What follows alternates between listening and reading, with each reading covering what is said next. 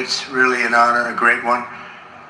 And I'm thrilled to be here in Detroit with the incredible men and women of our National Guard, very special people. I've had no greater honor in life than to serve as your commander-in-chief. And you are always ready and always there for us and for the President of the United States. You are always there for me, I will tell you. And I'm always going to be there for you.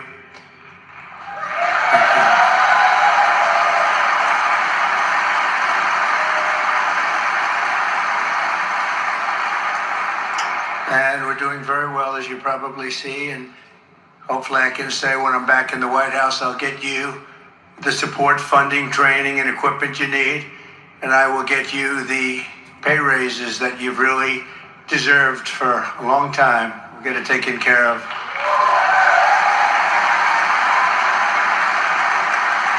For a long time. I want to thank the chairman of the National Guard Association of the United States, Major General Jansen Durboyles, and also Vice Chair Major General Jamie Cole. Thank you both. Thank you very much. I also want to thank members of Congress, very special warriors and patriots. They're very strong people. They love our country. Lisa McLean, where's Lisa? She's so incredible. Lisa, thank you. Thank you, Lisa. John James, John, thank you. John James is a star, doing really well. Thanks, John. Tim Wahlberg and Michael Waltz. Thank you very much, Michael and Tim.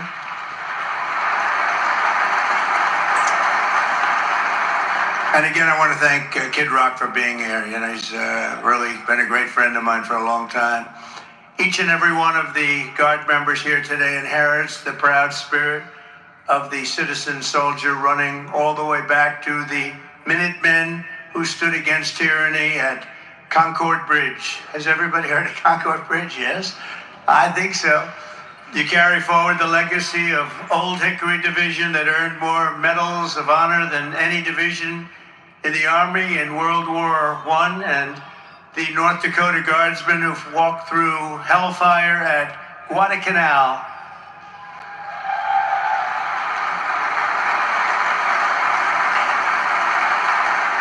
And it was the Air National Guard that thundered into the skies to defend us on 9/11. We all remember that all too well. And when our country is hit by fire, flood, or vicious storm, America turns to the National Guard because we know we can always count on you. We always can count on you. I've counted on you a lot. The National Guard is America's first and last line of defense, and you do not get the credit you deserve, but actually you do, because down deep everybody knows it. You get a lot of credit in your own way, a little bit different, but we really respect and appreciate the job you do. Thank you to every Guardsman for your selfless service. I want to thank also our amazing National Guard families, because especially the spouses and the children, I mean, let's face it, without which you would never be the same, right? You'd never be the same, but they sacrificed so much. All of us in this room have something very special in common. We're all proud, hardworking citizens who have stepped forward to defend American freedom, and we continue to do that.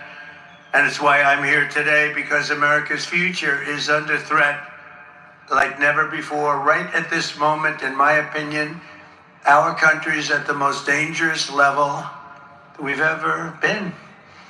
And I hate to say this, but we have a president who went on vacation a week ago, and now he came back and he went on vacation again. Are you kidding me? I lost my whole parlay because of one lousy leg. Football gods. Why do you hate me? Because we're Chiefs fans, man. I'm just messing with you. We got your back. Progressive parlays. Lose a leg and still get paid. We get you. So we got that. The crown is yours. And we have people that are fighting all over the place and threatening our country as we speak. I don't think we've ever been closer to World War III than we are right now. It's a terrible thing. Our country is being destroyed by a radical political class that sends our guardsmen and women to defend the borders of distant foreign nations while they surrender our own borders to an invasion right here at home, the likes of which we've never seen before. You missed birthdays and holidays deploying overseas in the global war on terror. Only Kamala Harris is letting terrorists come into our country at record numbers and letting jihadists pour into our homeland by the thousands and thousands and thousands. Can't do that. And while you've risked your lives to defend our rights and liberties and our borders, our opponents have waged war on those liberties from the White House, attacking free speech, censoring dissidents, and trying to put their political opposition in jail. Never happened before. I'm in this fight to defeat the corrupt political class in Washington that's hurting you very badly, whether we know it or not, and to reclaim America's future as a free and sovereign nation ruled by the American people. When I'm back in the White House, we will expel the warmongers, the profiteers, and take over our government, and we will restore world peace, and it will be again peace through strength.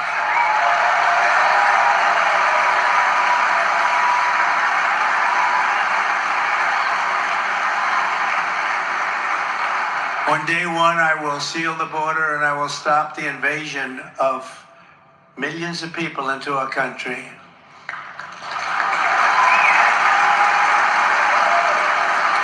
We will find and remove the terrorists and jihadists who have infiltrated our soil, and under my leadership, we'll bring back the values that you enlisted your lives to defend: sovereignty, liberty, free speech, and fair, equal, and impartial justice under the constitutional rule of law. We are not just going to make America great again, we're going to make American democracy great again. We're going to bring it back. My opponent, Kamala Harris, and Tim Walz are promising the exact opposite. They want endless war, open borders, voting rights, and free health care for illegal aliens, Soviet-style price control, censorship, unlimited migration from terrorist hotspots, and unchecked power for the deep state. This fight is no longer between Democrats and Republicans. This is a fight between communism and freedom. It's a very serious fight. That's why millions of traditional Democrats, including FDR Democrats, JFK Democrats, independents, and old-fashioned liberals, are joining our movement. Our poll numbers are great. We're uniting forces to end the endless foreign wars, stop the censorship, end weaponization of our government, defend our borders, rebuild our middle class, protect the health of our children, and above all, to restore our republic and vanquish the corruption that's all over Washington, D.C. right now. 3 days ago, I was honored to receive the endorsement of Robert F. Kennedy Jr. We're very proud. Thank you.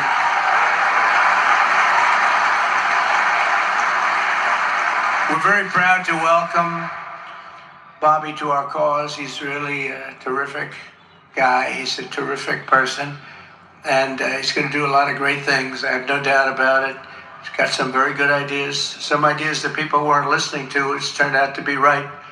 And today I'm honored to officially welcome another true American patriot, a 17-year veteran of the Hawaii Army National Guard, a 4-term Democrat congresswoman, very, very popular, the former vice chair of the National Democratic Party and a 2020 Democrat candidate for the United States presidency. You know, she was a very good candidate. Every time she ran, she was good. She did well. She decided to leave. She couldn't take it anymore, but she is very special. And I didn't know this, but she was a lieutenant colonel. That's not bad. Lieutenant colonel. Not bad. I didn't know that. You know, I just found out. I said, put it down. You got to put that down. That's bigger. That's better than all the other stuff I read. But no, she's a special person. She's got great common sense, great spirit. She loves our country, and she loves the people in this room. Tulsi Gabbard. Tulsi, please.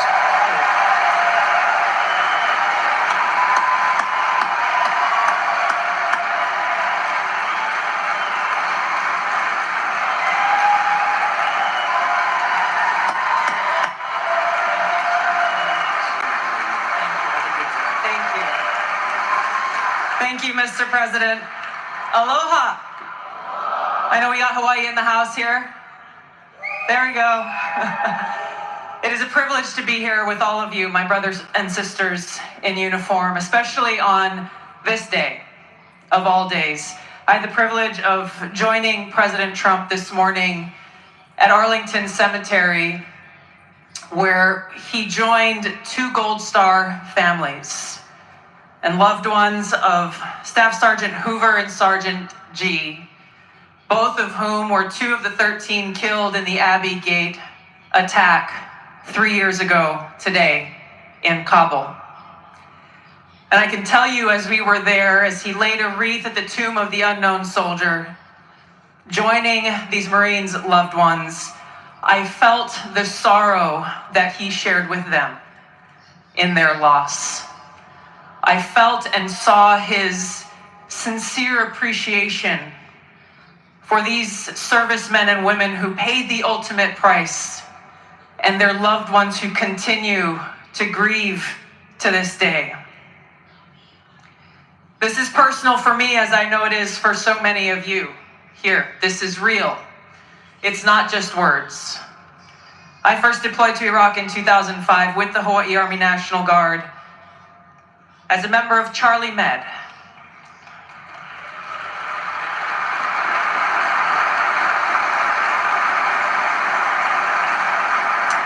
As those of you who were deployed during that time know, it was the height of the war, and sadly we took many casualties. And every day we were confronted with that high human cost of war, and that sadness as we boarded the plane when we left, that we were leaving some of our brothers and sisters behind, only to lose others when we got home to suicide. Is it possible for taste buds to open up a scrapbook in your mind? So I mean what I say when I share with you that I know that President Trump understands the grave responsibility that a president and commander-in-chief bears for every single one of our lives. Whether you're a soldier, you're an airman, a Marine, sailor, or a coastie, he keeps us in his heart in the decisions that he makes. We saw this through his first term in the presidency, when he not only didn't start any new wars, he took action to de-escalate and prevent wars.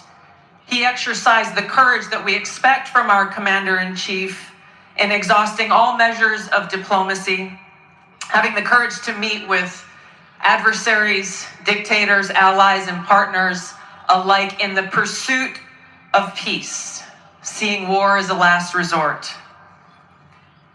The truth is, as we head towards our decision as a country in November, the same cannot be said about Kamala Harris.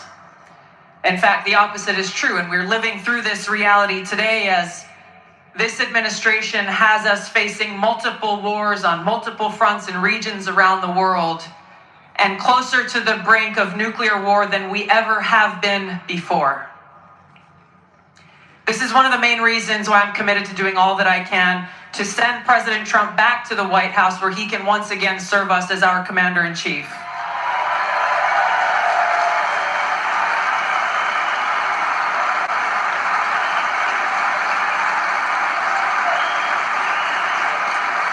Because I am confident that his first task will be to do the work to walk us back from the brink of war.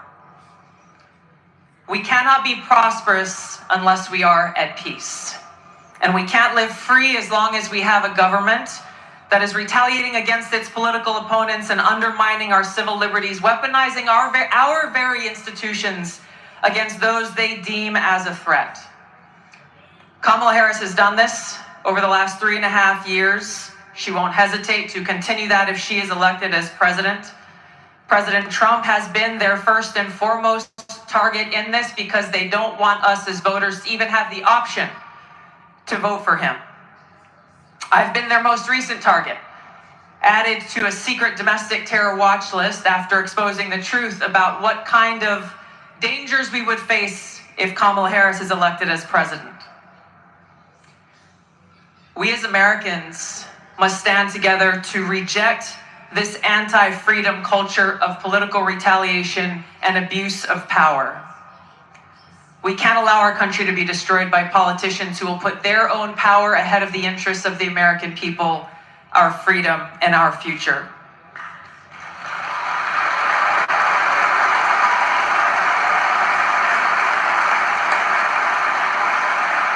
I am proud to stand here before you today, whether you're a Democrat, a Republican, or an independent.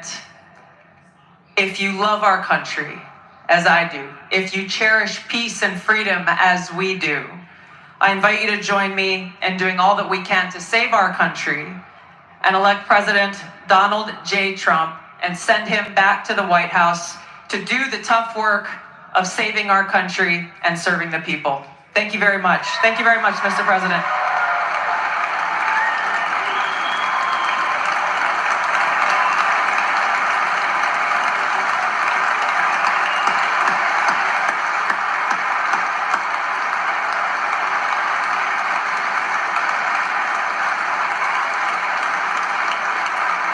Well, thank you, Tulsi. I heard that might happen, but I wasn't sure. And it happened because she's really an amazing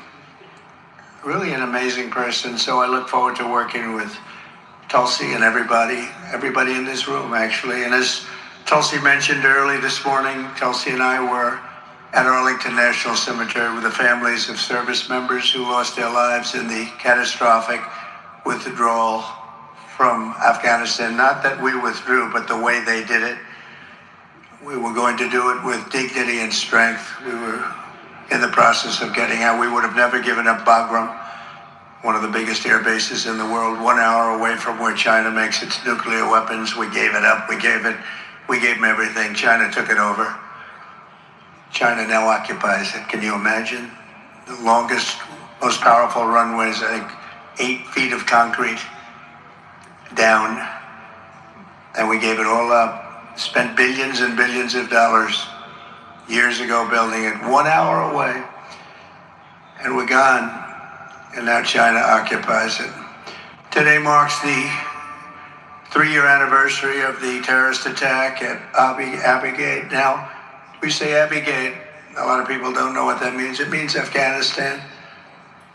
That left 13 American service members dead, dozens more badly wounded, and many innocent civilians also killed and injured. Hundreds of people killed. Never been anything like it. It's the wrong base. Shouldn't have taken the soldiers out first. Should have taken the soldiers out last. That's where you'd want to be. They took the soldiers out first, and they had a field day at our expense and our reputation. We will never forget those brave warriors who made the supreme sacrifice for our country.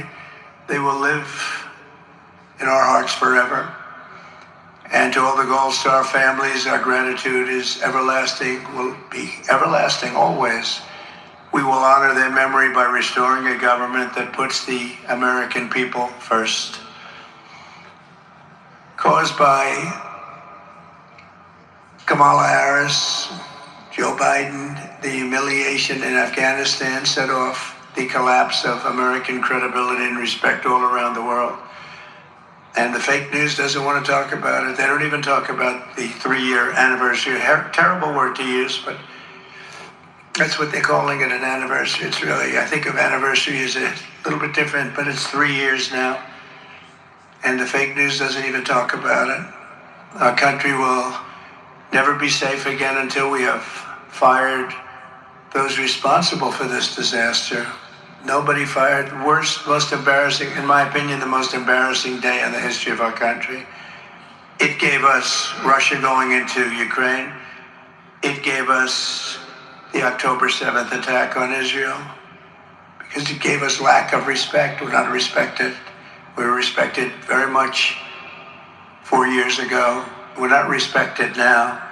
The voters are going to fire Kamala and Joe on November 5th, we hope. And when I take office, we'll ask for the resignations of every single official.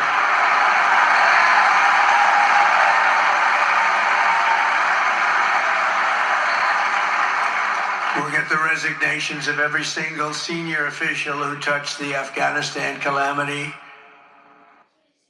I'm the Chief Crunch and Flavor Officer. For generations, Utz has been turning a family-owned recipe.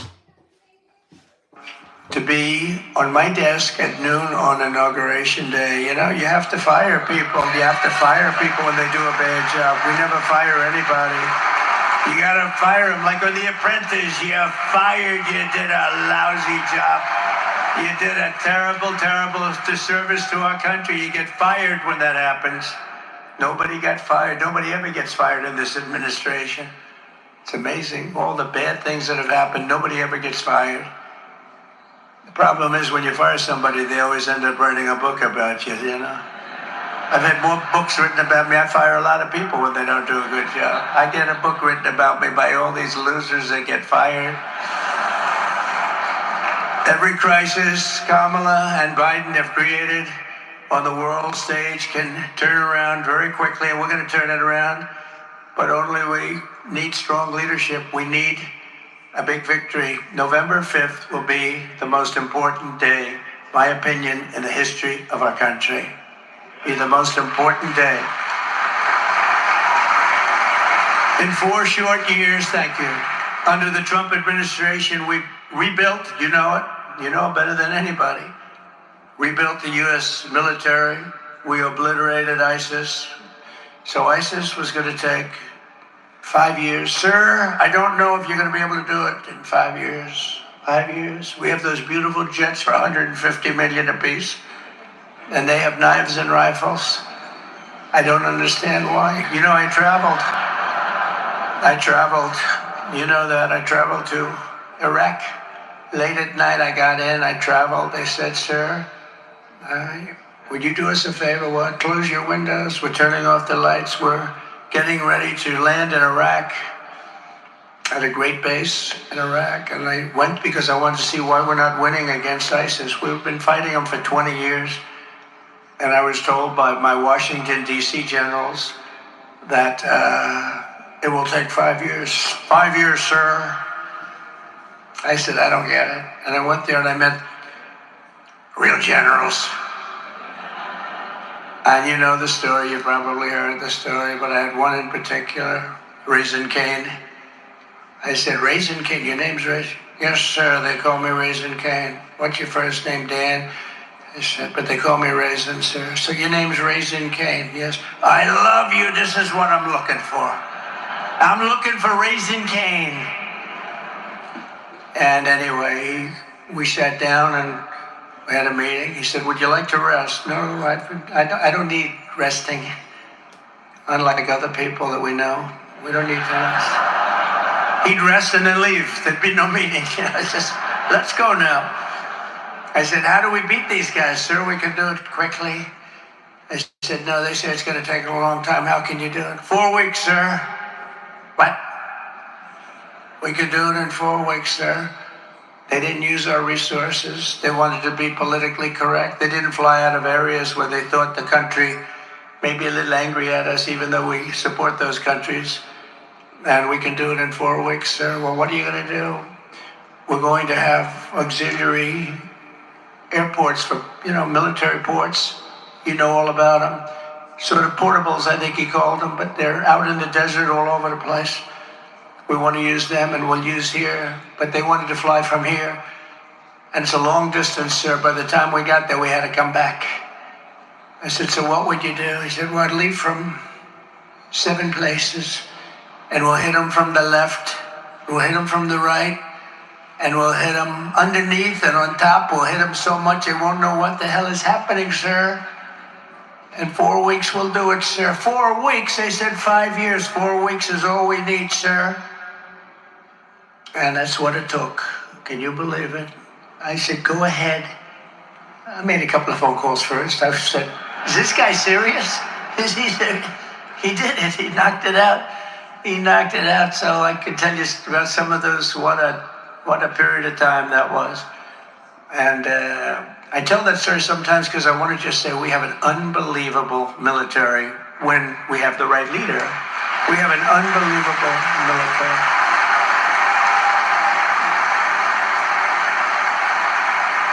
Really true. And they're not going woke. Maybe a few people on top are woke, but those guys, they'll never be woke. They could be put in a room and preached to for the rest of their lives that they won't go woke. And we know them. I saw them. I saw them, what they did. I saw what they did, and I saw what they did with ISIS. We knocked out 100% quickly of the ISIS caliphate because we decided to fight. We have the greatest people in the world. We have the best equipment in the world. Now, we did give about $85 billion worth of it to Afghanistan. Do you know that Afghanistan is one of the largest sellers of military equipment in the world? They sell the stuff that we stupidly left them. We left them $85 billion worth of brand new tanks and planes and even goggles. They didn't fight at night. You know why? They couldn't see. Now they can fight at night. It's not even believable how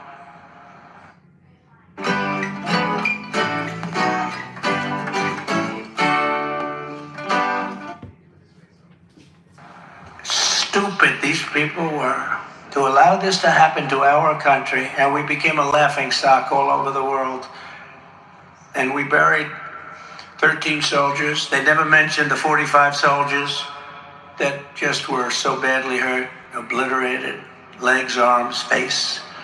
They don't mention. We left Americans behind. We left all of that equipment behind. And if we would have left from Bagram, where you have hundreds of acres, as opposed to a small little airport in the middle of the city, where everybody just came in and it was a mess, you wouldn't have had any of the problems. But you should have again taken the military out last. If I asked a 5-year-old child, what do you think? Here's the facts. Give them 1 minute. Would you take the military out first or last? Sir, I'd take the military out last, of course.